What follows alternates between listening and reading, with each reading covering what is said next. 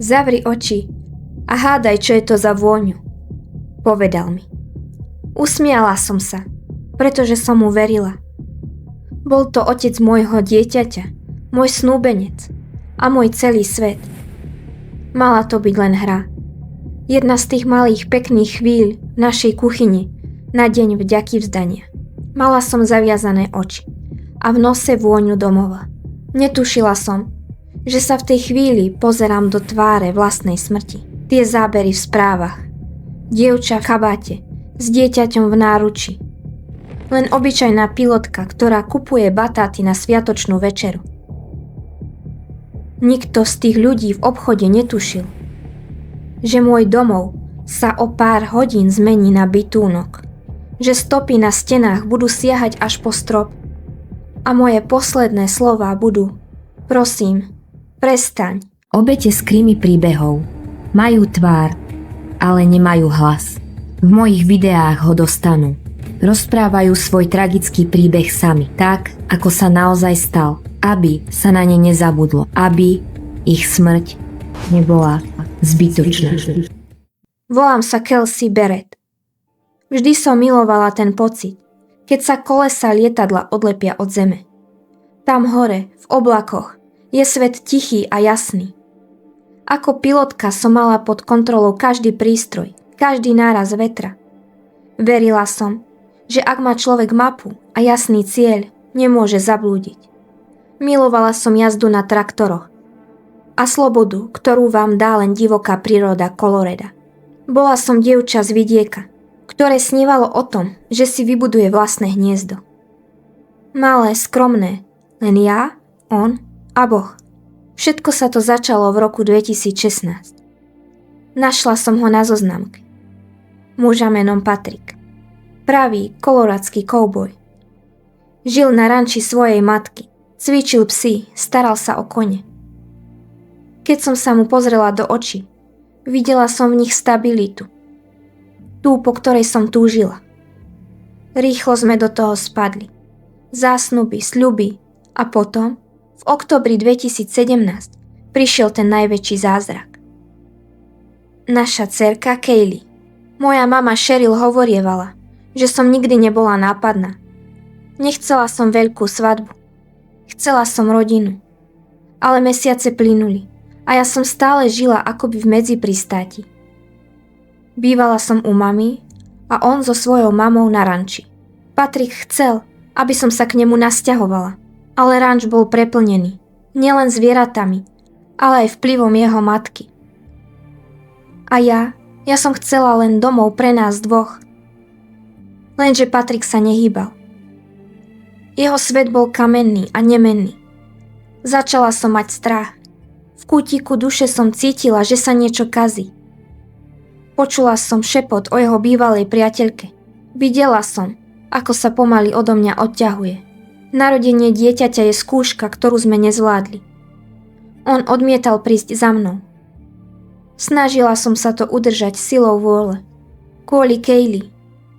Nechcela som sa vzdať toho, čo sme začali stavať. Bol 22. november 2018. Ráno som volala s mamou. Piekla som škoricové slimáky. Dom voňal teplom a sviatkami. Mala som dobrú náladu. Aspoň som sa tak snažila znieť. Popoludní som vzala malú Kaylee do obchodu. Do košíka som hádzala batáty. Písala som Patrickovi správu. Kúpila som sladké zemiaky, keby si prosil ten zapekaný nákyp. Chcela som, aby sme boli spolu, aspoň v ten večer. Bezpečnostná kamera zachytila, ako vychádzam von. A to bol posledný moment, kedy ma videli živú. Keď sa mama ma neskôr snažila kontaktovať, nebrala som telefón. Prešli dni, až nakoniec zavolala políciu. Keď polícia prišla, našli na linke neumytý riad. Moje auto stálo pred domom. Moje kufre, oblečenie, všetko tam bolo. Ako by som si len na minútu odskočila. Ale moja kabelka a telefón, tie tam neboli. A potom prišiel Patrick. Keď sa ho policajti pýtali, kde som, mal pripravený príbeh. Povedal im, že som sa s ním rozišla deň pred sviatkami. Že sme sa len na chvíľu stretli, keď som mu odovzdávala dcéru. Tvrdil, že som mu posielala správy o tom, ako potrebujem priestor.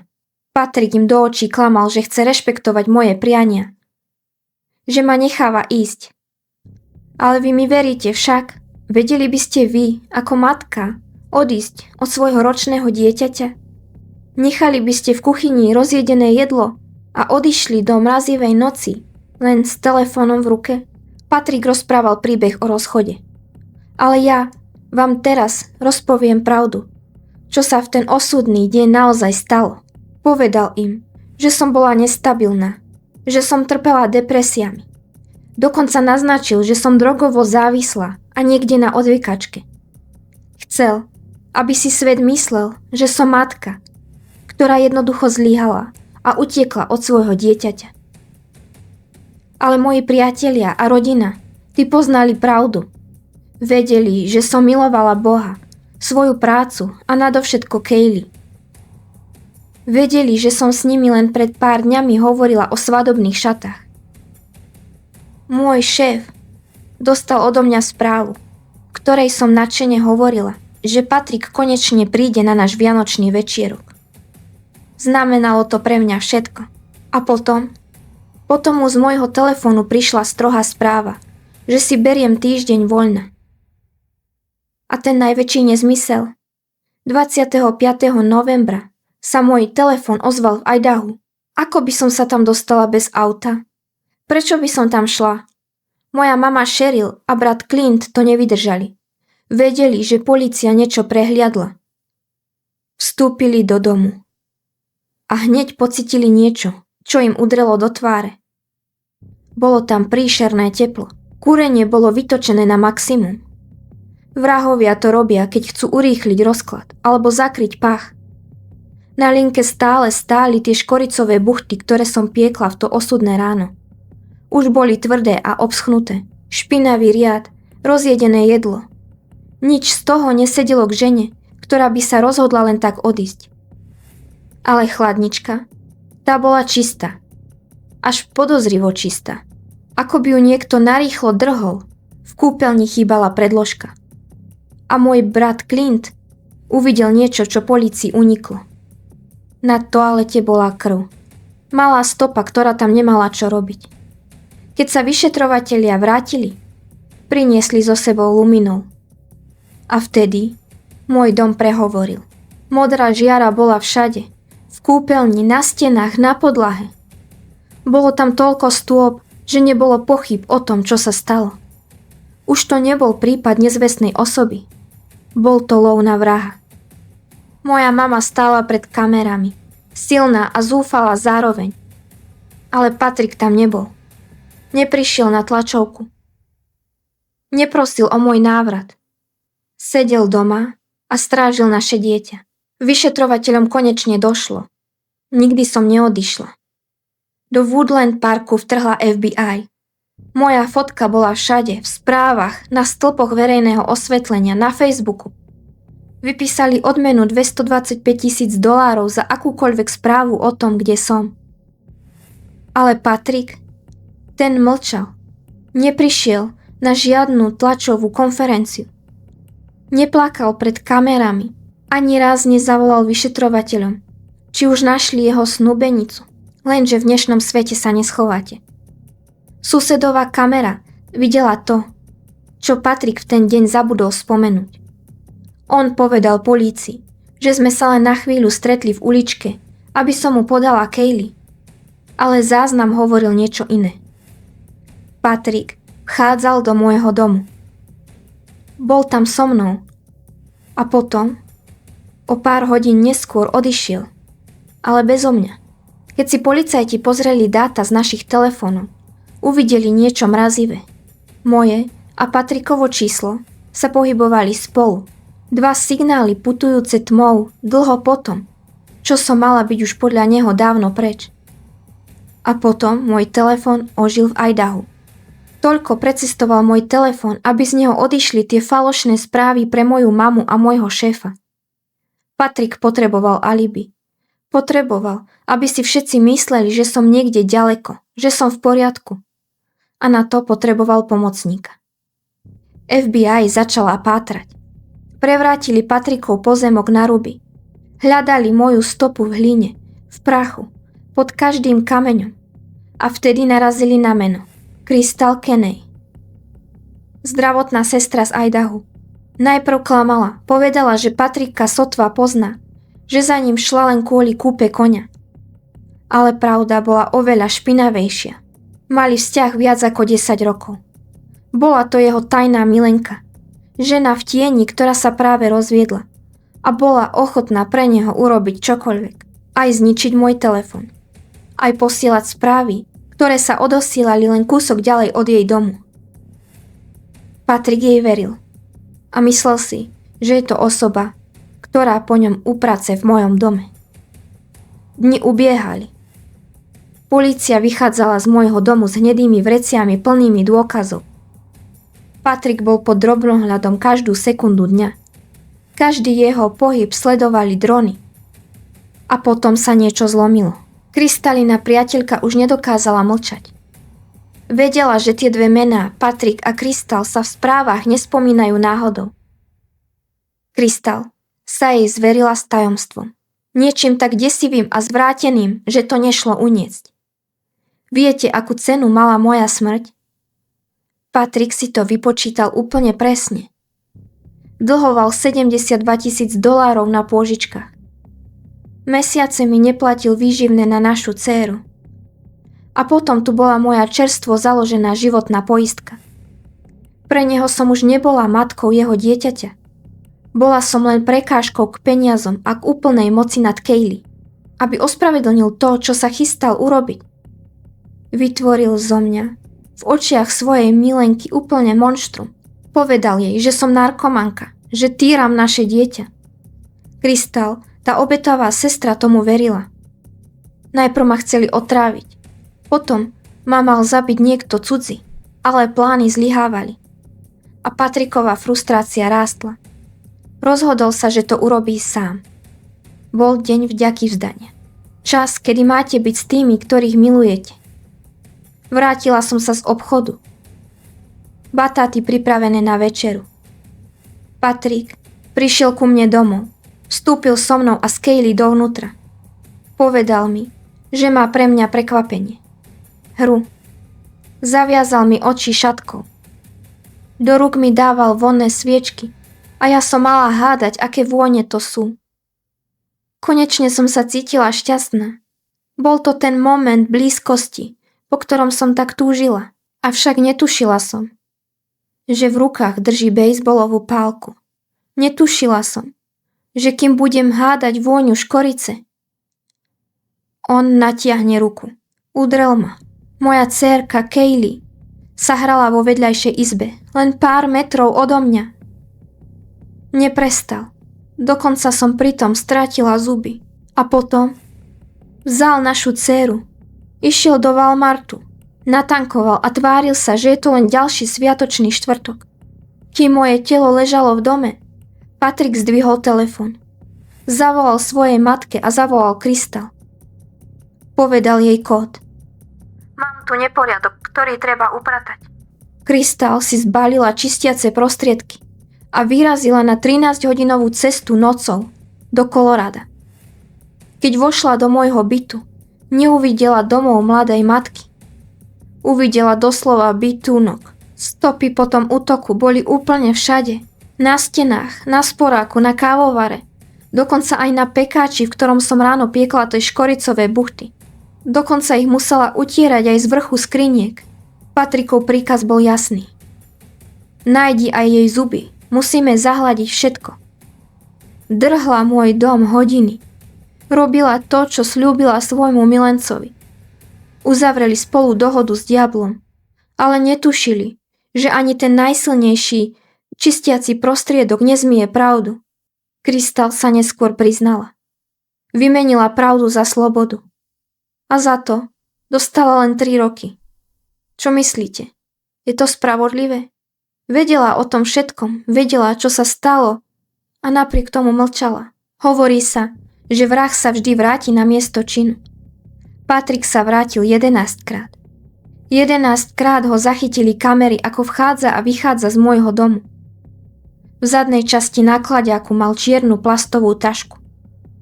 V nej som bola ja, kým ma on viezol na ranč, aby ma dočasne schoval ako nejaký nepotrebný náklad. Ja už som nebola človekom. Bola som len problémom, ktorého sa potreboval zbaviť. A potom si sadol k slávnostnému stolu.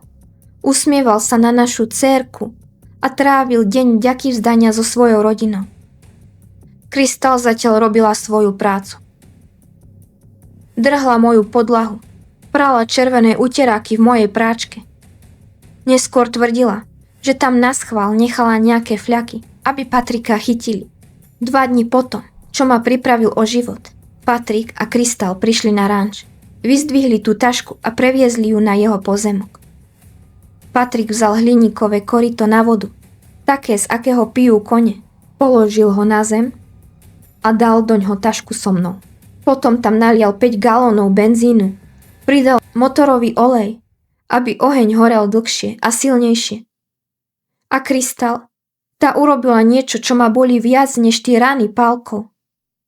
Do toho ohňa hodila moju Bibliu a hračky Kaylee, ako by chcela spáliť každú spomienku na to, že Kaylee mala niekedy matku. Stáli tam a pozerali sa, ako to všetko horí. A na verande domu stála jeho matka. Stála tam a mlčky sledovala dym, ktorý stúpal k nebu. Vedela všetko. Celá jeho rodina to vedela. Patrick chcel ešte jednu poistku. Dal Krystal moju zbraň a môj telefon. Chcel, aby vytvorila príbeh o samovražde. Mal v pláne povedať, že som si vzala život, keby sa našla moja pištoľ pri telefóne. Bol taký arogantný, že dokonca vošiel do predajne a pýtal sa, či dokážu získať dáta z pokazeného telefónu. Chcel mať istotu, že na nič neprídu. Necelý mesiac potom, čo som v obchode kupovala batáty, si pre neho prišli. Patrick bol zatknutý, bez možnosti kaucie. Polícia už vedela, že k zločinu došlo v mojom dome. Ale jediná otázka, ktorá ich prenasledovala, bola, kde som. Detektív, ktorý na prípade pracoval, neskôr priznal, že toto bol jeho najťažší moment. Musel ísť za mojou mamou a mojim otcom. Musel im povedať pravdu, ktorú prezradila Krystal. Neexistovalo moje telo, neexistoval popol. Nemohli ma pochovať. Patrick bol majster v čítaní ľudí. Jeho bývalá priateľka Vanessa to vedela najlepšie. Povedala, že bol očarujúci, vtipný, kým ju nedostal pod svoju kontrolu. Potom sa začalo emocionálne týranie. Vanessa ale mala šťastie. Odišla v roku 2014, keď si na internete prečítala definíciu psychopata a zistila, že Patrick spĺňal každý jeden bod. Krystal také šťastie nemala. Stala sa hlavnou svedkyňou obžaloby, aby si zachránila kožu. Vymenila pravdu o mojich posledných chvíľach za slobodu. Zatiaľ čo Patrickova matka, ktorá stála pri tom ohni, zostala na slobode. Ale o moju dceru sa postaral súd. Patrickovi rodičia bojovali o opatrovníctvo. Chceli vychovávať dieťa ženy, ktorej vraždu sledovali. Ale sudca však rozhodol správne. Kaylee zostala s mojou mamou. Október 2019. Proces storočia v Koloráde. Žiadne kamery, prísna bezpečnosť. Ale Patrick si myslel, že môže vyhrať aj spoza mreží. V celé písal poznámky na toaletný papier a podával ich spoluväzňovi. Žiadal ho, aby vonku niekoho odstránil. Koho? Všetkých tých, ktorí proti nemu svedčili. Čiže moju mamu a Krystal. Chcel vraždiť aj z väzenia. Chcel vyhľadiť každého. Ale jeho arogancia ho nakoniec dostala. Poznámky na toaletnom papieri sa stali jeho posledným klincom do rakvy. Patrick bol uznaný za vinného z vraždy 1. stupňa. Odsúdili ho na doživotie bez možnosti podmienečného prepustenia. Plus dostal ďalších 156 rokov za všetky ostatné činy. Nikdy viac neuvidí slnko nad rančom a nikdy už neuvidí tvár našej céry. Moja rodina nežiadala trest smrti. Moja mama so svojou nekonečnou vierou povedala, že jeho život necháva v Božích rukách. A potom je tu Krystal. Potrebovali jej svedectvo, aby Patrika dostali za mreže navždy. Bez nej by možno nebolo spravodlivosti. V roku 2021 bola na slobode. Detektívy sú dodnes rozpoltení. Bola obeťou domáceho násilia a jeho manipulácie? Alebo bola len chladnokrvným komplicom, ktorý si vybral milenca pred ľudskou dôstojnosťou? Čo myslíte? Je to inteligentná žena, matka a predsa urobila také veci. Môj popol sa nikdy nenašiel. Nad Woodland Parkom dlho visel temný mrak. Ale ľudia v tomto meste sa rozhodli, že ma nenechajú zmiznúť v hanbe. Dobrovoľníci, stavbári a susedia sa spojili. Opravili môj dom, ktorý Patrik zničil. Vyčistili ho, vymaľovali a pripravili pre novú rodinu. Chceli ukázať, že toto miesto nie je o vrahovi, ale o dobrých ľuďoch. A moja Kaylee, moja dcerka vyrastá bez toho, aby ma poznala. To je tá najväčšia rana, ktorú mi Patrik zasadil. Ale vyrastá v láske u mojej mamy. Čo Patrika k tomu činu viedlo? To je otázka, na ktorú nikto nepozná odpoveď. Prečo niekto pocíti takú nenávisť k matke svojho dieťaťa? Vyšetrovatelia, ktorí na mojom prípade pracovali tisíce hodín, prezradili, že na to asi nikdy nenájdu odpoveď. Bola to jednoducho nezmyselná vražda. Môj strýko raz povedal, že v našej rodine sa všetci radi objímame. Ale ja som vraj dávala tie najlepšie objatia. Také tie, ktoré človeku povedia, že je všetko v poriadku. Detektív, ktorý ma hľadal celé týždne, povedal, že si do kancelárie nedáva fotky obetí. Ale na moju tvár nikdy nezabudne. Nikdy sme s tými vyšetrovateľmi v reálnom živote sa nestretli. Ale aj napriek tomu povedali, že za iných okolností by ma radi spoznali ako ženu, ktorá si vydobila rešpekt v drsnom svete letectva a armády. Nebolo to ľahké, ale ja som to zvládla. Moji študenti, kolegovia, priatelia, tí všetci hovorili o tom, ako som bola oddaná svojej práci, svojej krajine a nadovšetko svojej dcére. A čo si myslíte o tomto prípade vy?